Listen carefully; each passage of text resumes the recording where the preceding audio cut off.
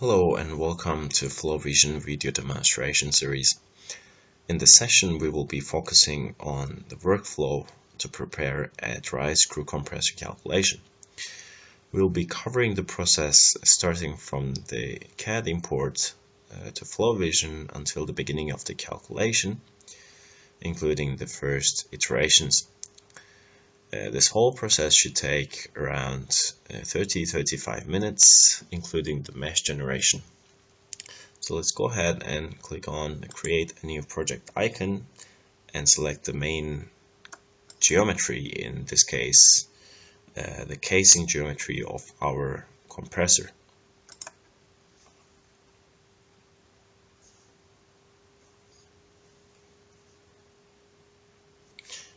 Okay, now let's specify the working folder, screw compressor example 1. So now we have the casing geometry. We can see it on the graphics window. As you see, we don't have the rotors yet, so let's go ahead and import those objects as well. Let's start with the male rotor.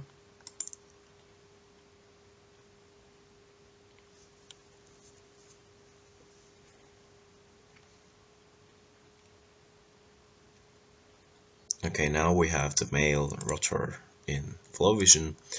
We can change the name to imported object male rotor and import the female rotor as well.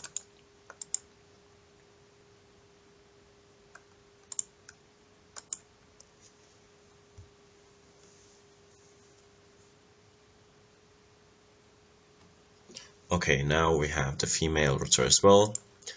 Let's immediately change the name, female rotor.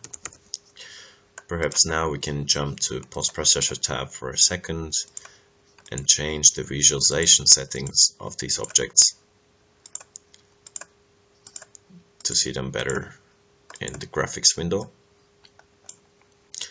Now they seem better, I think. Let's turn the perspective view off. So in FlowVision, usually when we start the project, the first thing to check is the source file to make sure that we're using the right file at the right location. Here we can also check other information about the CAD we supplied to FlowVision and the tolerance value. Next we can check the reference values that we're going to use in this project. The reference temperature and reference pressure. We should modify them if necessary, but for this project we're going to use default values. In FlowVision, most of the time we use the items from top to bottom to build our project.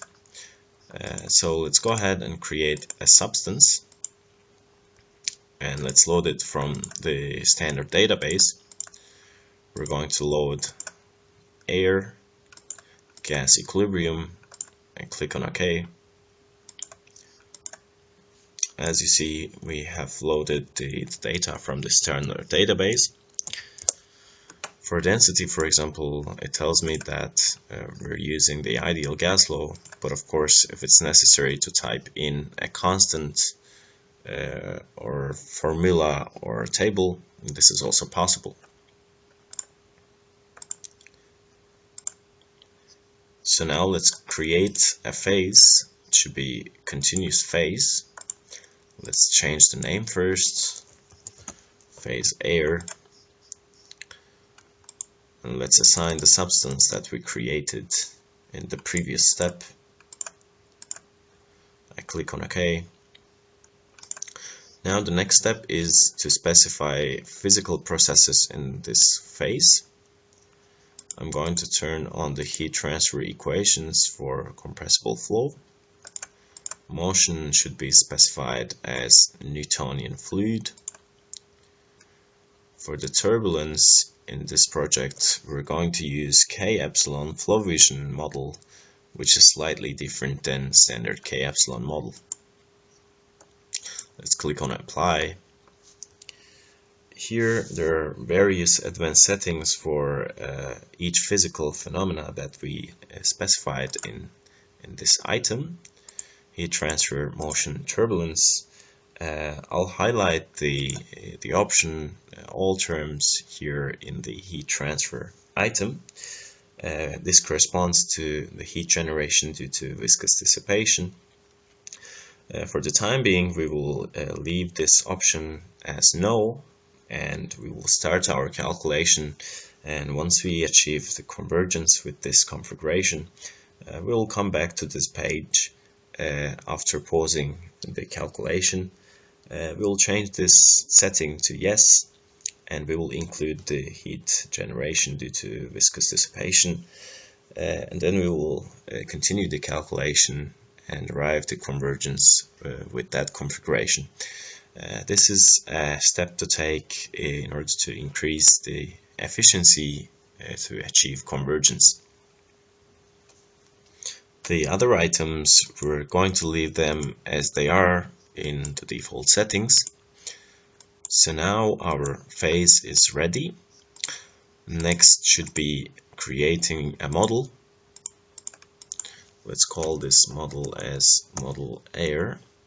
Here, since this is a screw compressor and we have leakage flows that we would like to resolve, we need to activate the gap model. Once we activate the gap model in FlowVision, it adds an item here, standard gap model, and asks minimum and maximum clearance values. Depending on these values, FlowVision will activate or deactivate the gap model in certain locations during the calculation. So here I'm going to leave the maximum clearance as it is, but change the minimum clearance as 0.1 micron. I click on apply. So next we need to specify the phases in this model. Let's assign the phase air that we created to this model. Phase interaction we don't have. We're going to deal with the initial data later after we create the boundary conditions. So now our model is ready. We can now go to subregion 0 and change the name of the subregion to subregion air. And let's assign the model that we created to the subregion. The next step here should be telling FlowVision that the rotors that we imported, they are actually rotating. So for that we need to create modifiers. There are a bunch of modifier types in FlowVision. We're going to pick moving body modifier type on the objects that we would like to have them rotating. So let's click on male rotor and click on OK. Now FlowVision has the male rotor as a moving body. Let's change the name to moving body male rotor.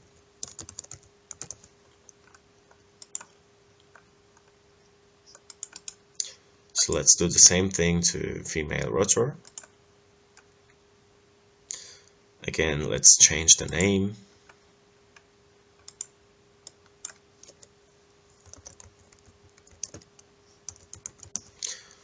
Moving body female rotor. I click on apply. So now we have created the moving bodies for these components.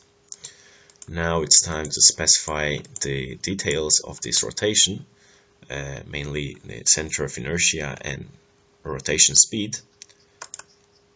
Now I have to check my notes to type these data in. 0.1. Let's go to rotation speed, radians per second, 0 minus 723. I click on apply and go to female rotor and type in the data we have. Minus 0.12, 0.0285935, and the positive of this number for the y-axis, and 0.1 for the z-axis. Let's type in the rotation speed as well. 0 plus 482 radians per second. So let's check this data.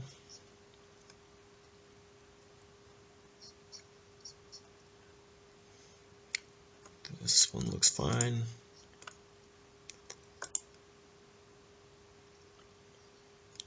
This one looks fine as well.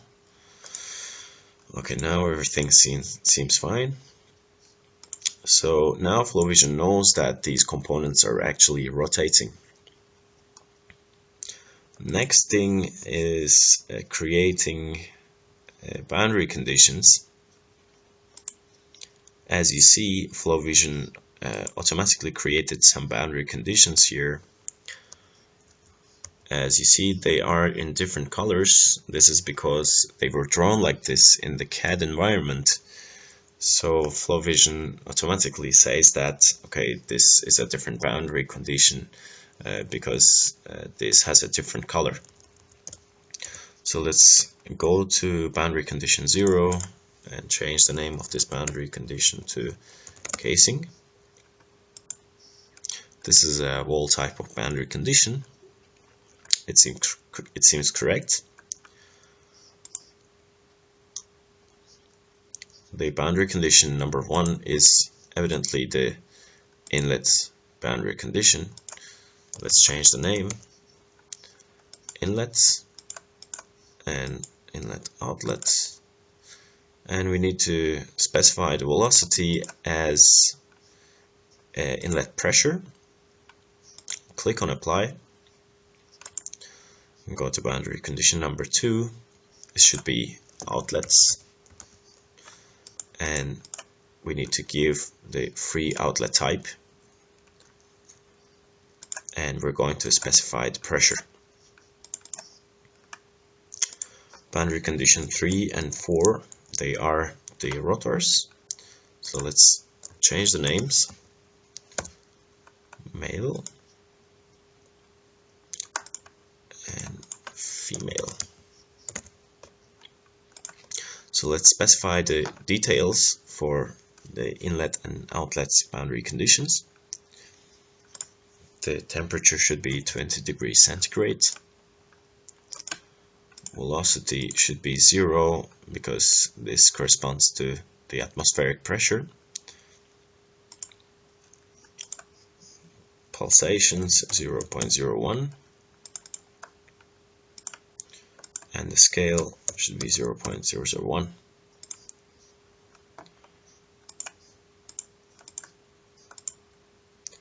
So let's go to outlet boundary condition. The velocity should be 200,000 pascals. Let's recheck these values again. 20, 0, 0.01, 0.001. Everything seems fine. So now it's time to give the initial data. We're going to define the initial data here as initial data 0. But later on we're going to assign this data to a specific location in the computational volume. We're going to import an object which covers the outlet section of our machine, and we're going to assign this initial data number 0 that we create to that volume, and the rest of the machine will be using the reference values for the initial conditions. So here the temperature is 100 degrees centigrade. Velocity, we don't touch the velocity. Pressure should be 200,000 pascals. And these should be left as 0. So now we have defined the initial data, we need to import the object that we're going to use to initialize this data. Let's import the initialization box. As you see, this box is covering the outlet section of our machine. So let's go to subregions, subregion air, initial conditions. As you see, the initial data number 0 is assigned to the whole computational space. We're now going to change it to imported object number 0. And actually, let's go to this object and change the name of this object to initial data box. So right now it's time to go and create the computational grid. But let's go to the post-processing tab for a second and hide this object, not to see it all the time. Okay, as you know, in FlowVision we first create an initial grid and then we create adaptations based on either solutions or geometries. The geometries can be arbitrary geometries or the real geometries that we use in the calculation. So let's pick the initial grid editor here, but before that let's change the view so that we can look at the x-axis while we prepare the initial grid, because we will have a variation on this axis. So let's add a reference line here and drag it to a location close to the rotors. And now I'm going to specify the minimum grid size as 0.01 meters and relax the maximum grid size so that we can let FlowVision calculate the maximum grid size based on the minimum size that I give and the expansion rate. So now I'm going to draw the profile, and we can observe here on the graphics window. I'm drawing this profile by moving these little dots on the reference lines. So as you can see, the divisions close to the outlet section, they are larger than the divisions close to the rotors. And the intention is to create almost cubic cells near the rotors where the action is going to take place. So here we gave 0.01 meter for the minimum cell size. I'm going to do the same for Y and Z axis, but here we're going to use a constant profile.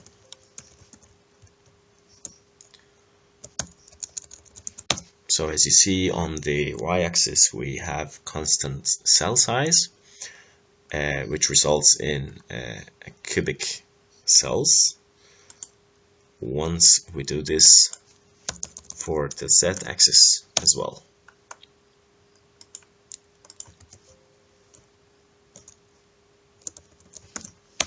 There we go.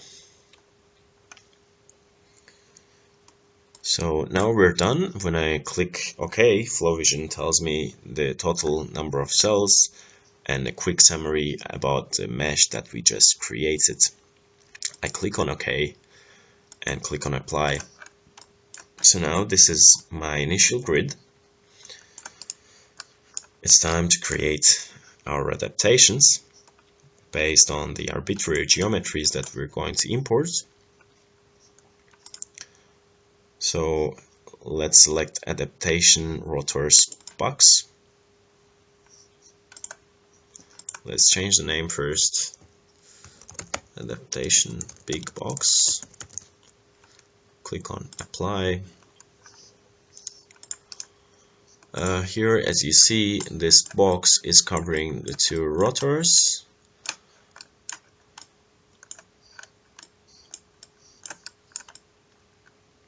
Let's create an adaptation on this box. Let's write adaptation big box, and the object should be, of course, adaptation big box, and maximum level should be 2.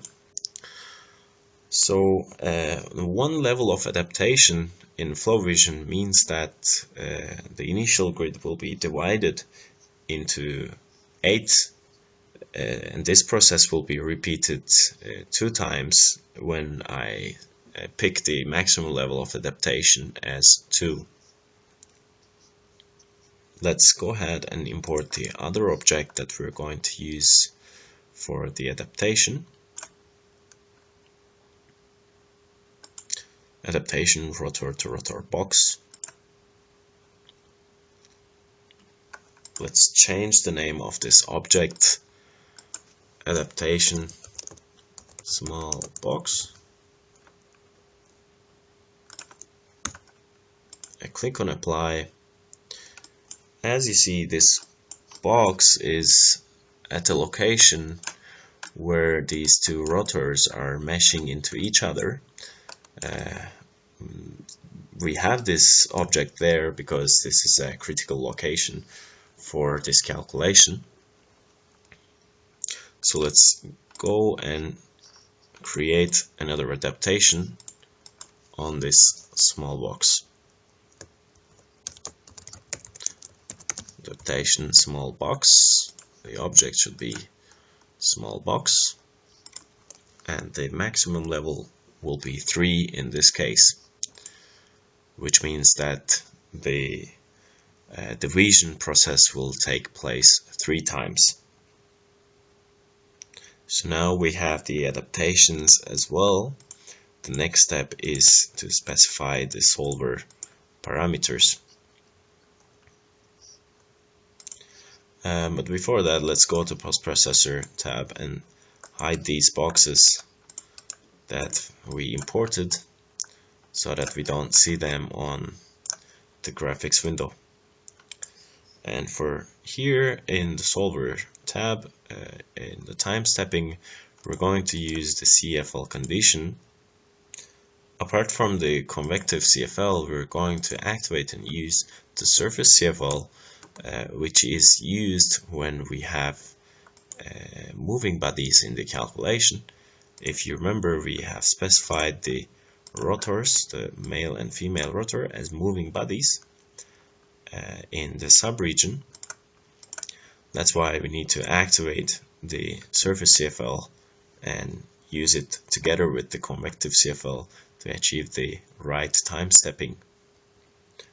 Let's add the residuals to the monitor to track the convergence. And the advanced settings, we're going to leave them as they are. We're going to use the default settings in this calculation.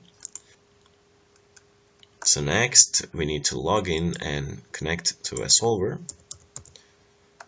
I log in, and before that, I just save the project and run a new solver, connect to the solver, and if everything is fine, FlowVision will tell me that we have established the connection.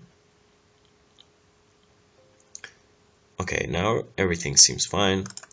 Right now I'm going to click on the Go button.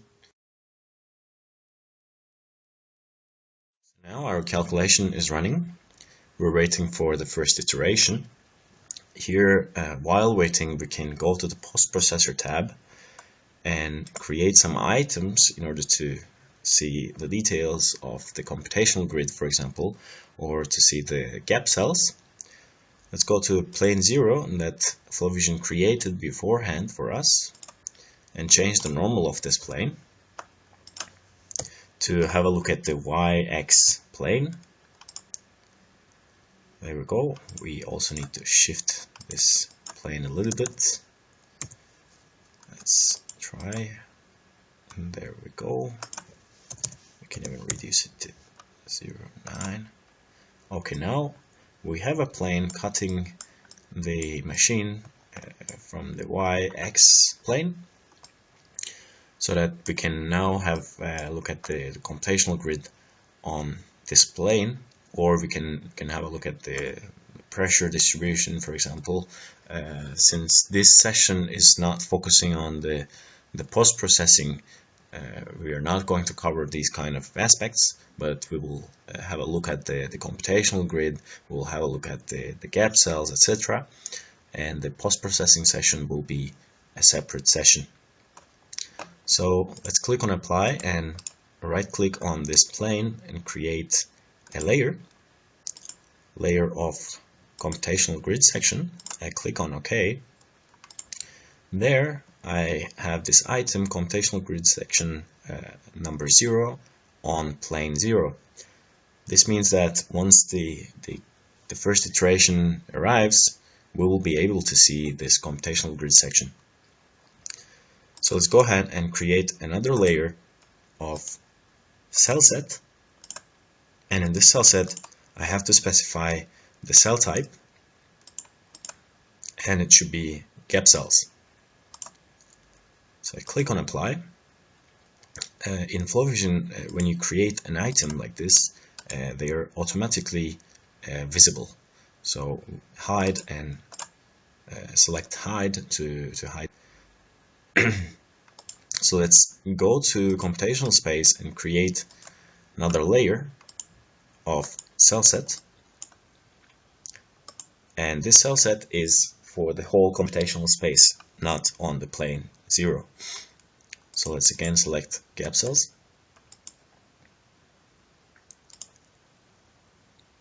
Okay, now we're ready for the first iteration. We can calmly have a coffee and wait for the first iteration to arrive.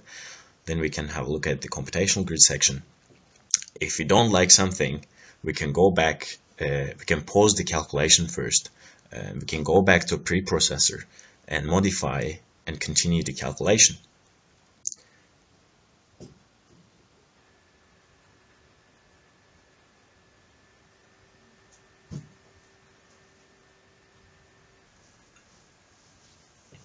So there we have our first iteration, and apparently we can see the computational grid section that we created. Let's hide the solid object so that we can focus on this plane.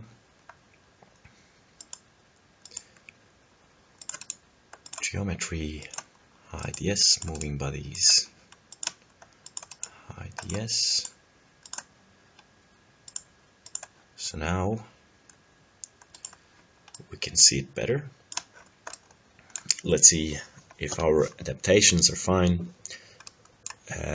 This is the big box adaptation, the level 2 adaptation, and this is the level 3 adaptation on the small box at the location where these two rotors are meshing into each other.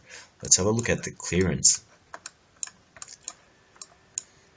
Here we're working on a small laptop for this demonstration. It's a 2.4 gigahertz and 8 gigabyte memory laptop. That's why we have a coarse grid. Otherwise, I wouldn't be able to record this video for you. There we have the second iteration. We have the total cell count for 400,000. Let's unhide this computational grid section and click on the cell set 0 to see the gap cells. If you remember, we had specified in the models, we specified the standard gap model parameters, minimum and maximum clearance.